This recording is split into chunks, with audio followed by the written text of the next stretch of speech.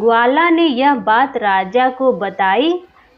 पर हमेशा उत्सव का माहौल बना रहा। लाल गुलाब के फूल मोले रूम बुकिंग काउंटर बना हुआ है, जहां पर आप रूम बुक अपना शीश श्री कृष्ण जी को दान में दे दिया।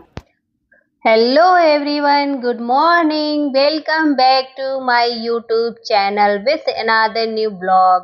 फ्रेंड्स, हमने अभी जयपुर के होटल से चेकआउट कर लिया है। सो गाइस, जैसा कि आपको पता है, आज की ब्लॉग में हम लोग चल रहे हैं श्री खाटू श्याम जी मंदिर Sikar Rajasthan. So friends, video को एंड तक जरूर देखिएगा। चैनल पे नए हैं तो चैनल को सब्सक्राइब कर लीजिएगा और साथ ही बेल आइकन को ऑल पर जरूर प्रेस कर लीजिएगा, ताकि हमारी आने वाली नई वीडियो की नोटिफिकेशन सबसे पहले आप तक पहुंच सके। फ्रेंड्स, श्री खाटू श्याम जी मंदिर तक कैसे जाएं, कहां रुकें और यात्रा की संपूर्ण जानकारी आपको इस वीडियो में मिल जाएगी। फ्रेंड्स, अभी हम लोग पहुंच गए हैं जयपुर रेलवे स्टेशन पर और आप सामने टाइम देख सकते हैं, सुबह के 4:35 हो रहा है और हमारी ट्रेन 5 बजे स्टेशन पर आएगी। तो फ्रेंड्स, सबसे पहले जानते हैं कि आप श्री खाटू श्याम जी मंदिर तक कैसे पहुंच सकते हैं। फ्रेंड्स, आप श्री खाटू श्याम जी मंदिर तक ट्रेन, बस या फ्लाइट के माध्यम से आ सकते हैं। अगर आप ट्रेन के माध्यम से आना चाहते हैं तो देश में कहीं से भी श्री खाटू श्याम जी तक ट्रेन से आने के लिए आपको रींगस रेलवे स्टेशन के लिए अपनी टिकट्स बुक करनी होगी। अगर आपके शहर से डायरेक्ट रींगस तक ट्रेन नहीं है तो खाटू श्याम जी मंदिर का दूसरा nearest railway station Jaipur railway station है। इसके लिए आपको अपने शहर से जयपुर आना रहता है। जयपुर हर तरीके से वेल कनेक्टेड है। अभी सुबह के 5 बज रहे हैं और जयपुर से रींगस जाने वाली हमारी train Kota Sirsa express station पर आ गई है और 6 बजे तक रींगस पहुंचा देती है। मात्र 1 घंटे लगता है जयपुर स्टेशन से रींगस स्टेशन तक पहुंचने में। फ्रेंड्स, हम शेयर करेंगे श्री खाटू श्याम जी यात्रा आपके साथ। आज की ये पावन यात्रा बेहद खास है। तो फ्रेंड्स, सुबह के 6 बजने वाला है और हमारी ट्रेन रींगस रेलवे स्टेशन पर पहुंच गई है और रींगस स्टेशन से खाटू श्याम मंदिर 16 किलोमीटर की दूरी पर है। रींगस रेलवे स्टेशन पहुंचने के बाद रेलवे स्टेशन के बाहर से ही आपको टैक्सी, बुलेरो, ऑटो और शेयरिंग जीप मिल जाती है, जिसका किराया 50 रुपये पर पर्सन रहता है। फ्रेंड्स, आपको इन शेयरिंग साधनों को मिस नहीं करना है, नहीं तो आपको अगली ट्रेन आने तक इंतजार करना पड़ेगा।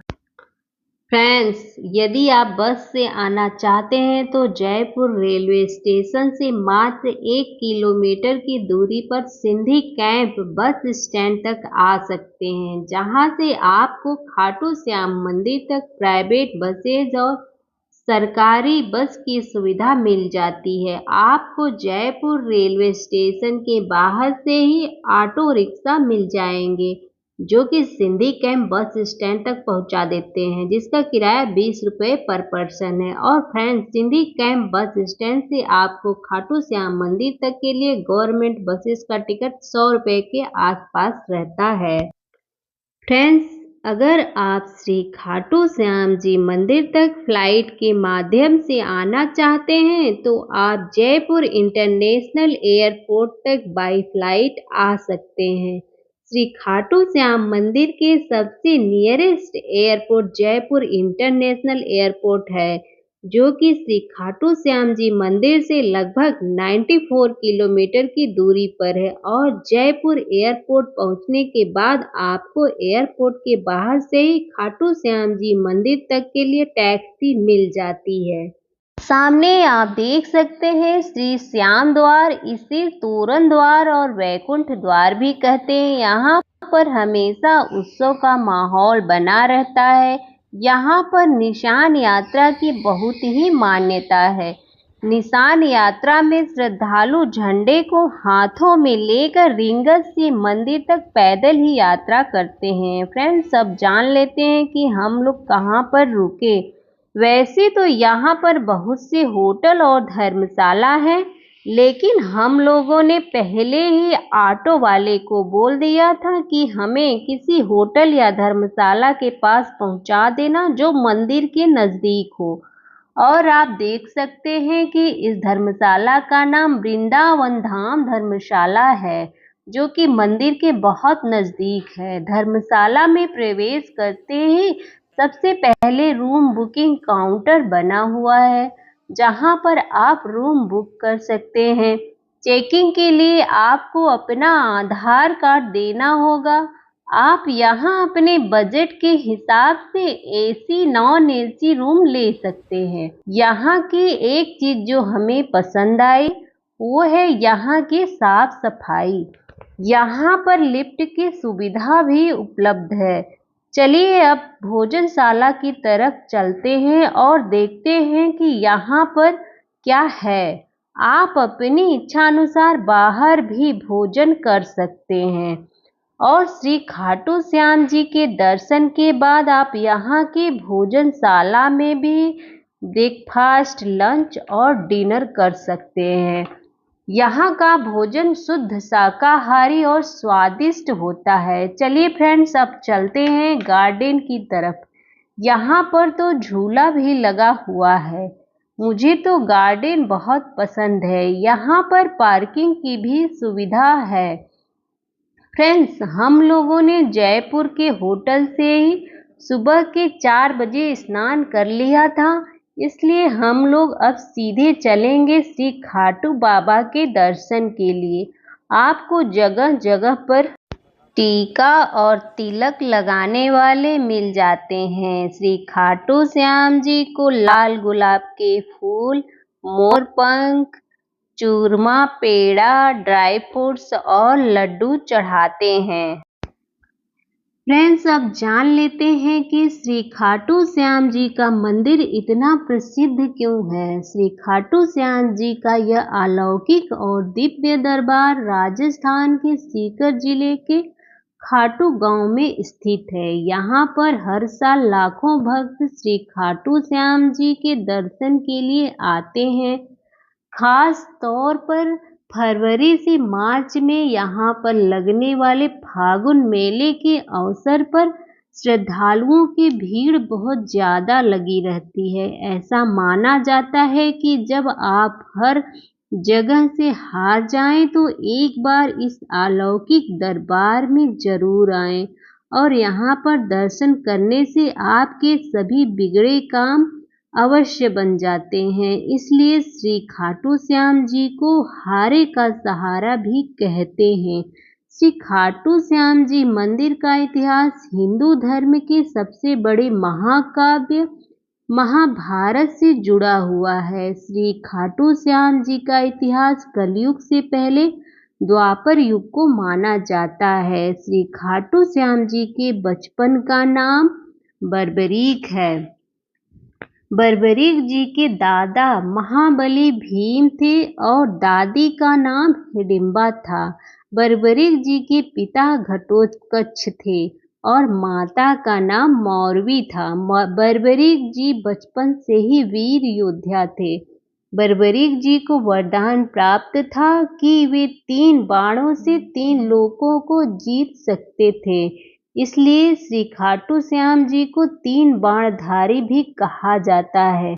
जब कौरवों और पांडवों के बीच महाभारत का युद्ध होना था, तब बर्बरीक जी ने युद्ध देखने का निर्णय लिया। इसलिए उन्होंने अपनी माता मौरवी से युद्ध में शामिल होने की इच्छा जताई। तो माता मौरवी ने बर्बरीक जी से 2 वचन मांगे। पहले वचन में आप हारे का सहारा बनेंगे और दूसरे वचन में अगर रास्ते में आपसे कोई कुछ भी मांगेगा तो आप उसे दान में देंगे। माँ के इस वचन को मानकर बर्बरीक जी युद्ध में शामिल होने के लिए गए। तब भगवान श्री कृष्ण जी ने बर्बरीक जी से पूछा कि आप किसकी तरफ से युद्ध लड़ेंगे। तब बर्बरीक जी ने कहा, जो पक्ष हारेगा मैं उसकी तरफ से युद्ध करूंगा। ऐसे में श्री कृष्ण जी युद्ध का परिणाम जानते थे और उन्हें लगा कि यह कहीं पांडवों के लिए उल्टा न पड़ जाए, और श्री कृष्ण जी चाहते थे कि इस युद्ध में धर्म और सच्चाई की विजय हो। इसलिए श्री कृष्ण जी एक ब्राह्मण का रूप धारण करके बर्बरीक जी के सामने आए और दान मांगा। बर्बरीक जी से दान में उन्होंने उनका शीश मांग लिया। बर्बरीक जी श्री कृष्ण जी की लीला समझ गए और अपनी माता मौरवी को दिए हुए वचन का पालन करते हुए अपना शीश श्री कृष्ण जी को दान में दे दिया। तब श्री कृष्ण जी ने बर्बरीक जी की इच्छा पूछी तो उन्होंने महाभारत का युद्ध आखिरी तक अपने आंखों से देखने की इच्छा बताई। श्री कृष्ण जी ने इच्छा स्वीकार करते हुए बर्बरीक जी के सिर को अमृत से सींचकर युद्ध वाली जगह एक ऊंची पहाड़ी पर रख दिया, जहां से बर्बरीक जी का सिर पूरा युद्ध देख सके। युद्ध के बाद पांडव आपस में बहस करने लगे कि जीत का श्रेय किसको जाता है। तब बर्बरीक जी कहते हैं कि श्री कृष्ण जी की वजह से उन्हें जीत हासिल हुई है। श्री कृष्ण जी इस महाबलिदान से प्रसन्न होकर अपने असली रूप में आते हैं और बर्बरीक जी को वरदान दिया कि कलयुग में आप मेरे श्याम नाम से पूजे जाएंगे। जैसे जैसे कलयुग बढ़ेगा आपका यश और प्रसिद्धि बढ़ती जाएगी। आज भी वह अपनी माता को दिए हुए वचन के अनुसार इस संसार में हारने वाले इंसान का साथ देते हैं, तभी उन्हें हारे का सहारा कहा जाता है।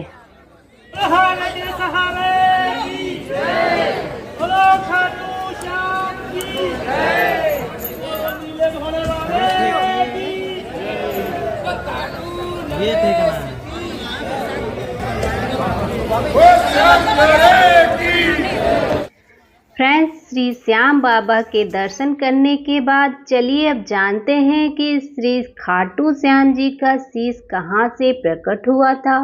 यही इसी खाटू गांव में मंदिर के पास में ही प्राचीन श्याम कुंड है, जहां पर श्री खाटू श्याम जी का शीश अवतरित हुआ था। पहले यहाँ पर एक ही कुंड हुआ करता था, लेकिन श्रद्धालुओं की भीड़ को देखकर एक और कुंड बनाया गया, जो एक महिला कुंड है और एक पुरुष कुंड है। फ्रेंड्स, मान्यता है कि श्याम कुंड में स्नान करने से समस्त पापों का नाश हो जाता है और यहाँ पर स्नान करने से मन और तन दोनों की शुद्धि होती है। दोस्तों, बहुत समय पहले की बात है, यहाँ पर खंडेला के राजा की गायें ग्वाला घास चराने लेकर आया करता था। तब यहाँ पर खेत हुआ करता था। एक गाय रोज कुंड वाले स्थान पर खड़ी हो जाती थी और स्वतः ही गाय के थनों से दूध की धारा बहने लगती थी। इस दृश्य को देखकर ग्वाला ने यह बात राजा को बताई। तब राजा ने स्वयं आकर देखा। तब राजा ने इस जगह की खुदाई करवाई तो यहाँ पर उन्हें एक बक्से में बाबा श्याम का शीश प्राप्त हुआ था। उसके तुरंत बाद अचानक से यहाँ एक जल की धारा निकली।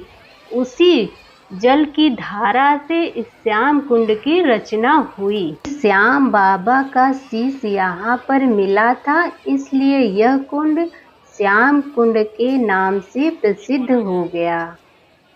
फ्रेंड्स, यदि आप श्री खाटू श्याम जी के दरबार में आना चाहते हैं तो ज़रूर आएं, आपको बहुत ही अच्छा लगेगा। मुझे तो बहुत ही इच्छा थी श्री खाटू श्याम जी के दर्शन करने की, और श्री खाटू श्याम जी ने आज बुला ही लिया। हमें बहुत ही अच्छा लगा यहाँ आकर। सो फ्रेंड्स, यदि आप लोगों को मेरा ब्लॉग पसंद आ रहा है तो मेरे वीडियो को लाइक करें, और इस तरह के और कंटेंट देखने के लिए मेरे चैनल को सब्सक्राइब करें। तो मिलते हैं किसी नेक्स्ट ब्लॉग में। Thank you. जय श्री खाटू श्याम जी।